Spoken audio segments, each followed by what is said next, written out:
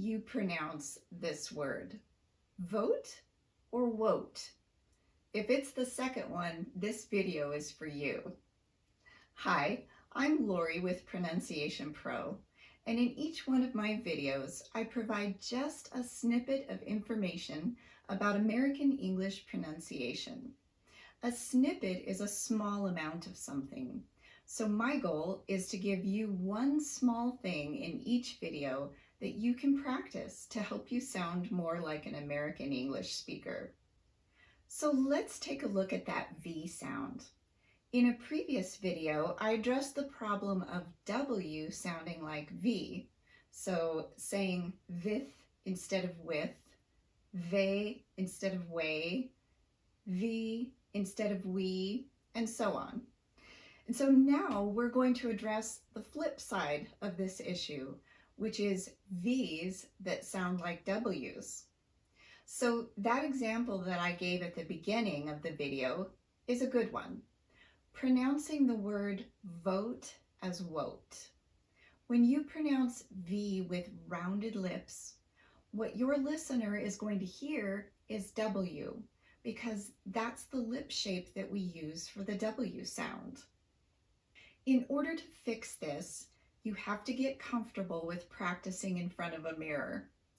I want you to stand in front of a mirror and practice this mouth shape for V.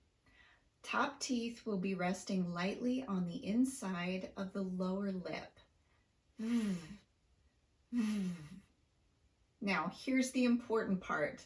You cannot round those lips. So to keep you from rounding them, I want you to put a slight smile on your face. Not a big smile, just a slight smile.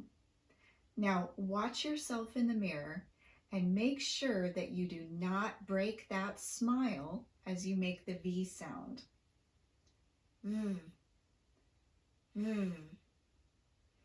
Native speakers don't actually smile when we make the V sound, but it's a helpful way to practice V because it trains your lips not to round. Because it's necessary to have unrounded lips for V, the really tricky words will be the ones that have a rounded vowel before or after the V. For example, over, voice, and vote. You have to pronounce the V with unrounded lips despite that rounded vowel that's right next to it.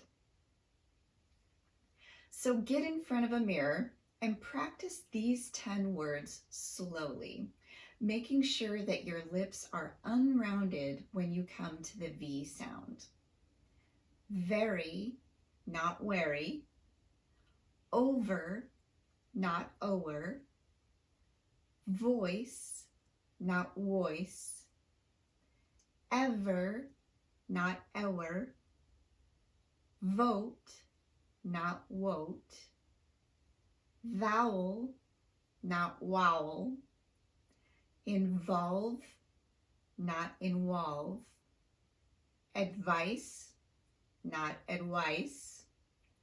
Volunteer, not volunteer. And government, not government. Once you can say these words correctly in isolation, be sure to practice them in phrases and sentences that you might actually use as part of your daily speech. This is how to make a new habit for how to say them. You have to practice them in connected speech because it's the process of getting in and out of these words that becomes tricky.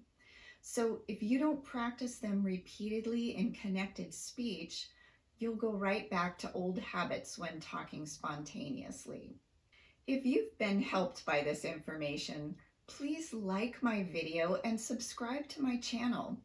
I'll be adding new videos on a regular basis to help you achieve that American English accent, one small skill at a time. And if you have any requests for topics you'd like me to cover, please let me know in the comments section. In the meantime, happy practicing, and I'll see you in the next video.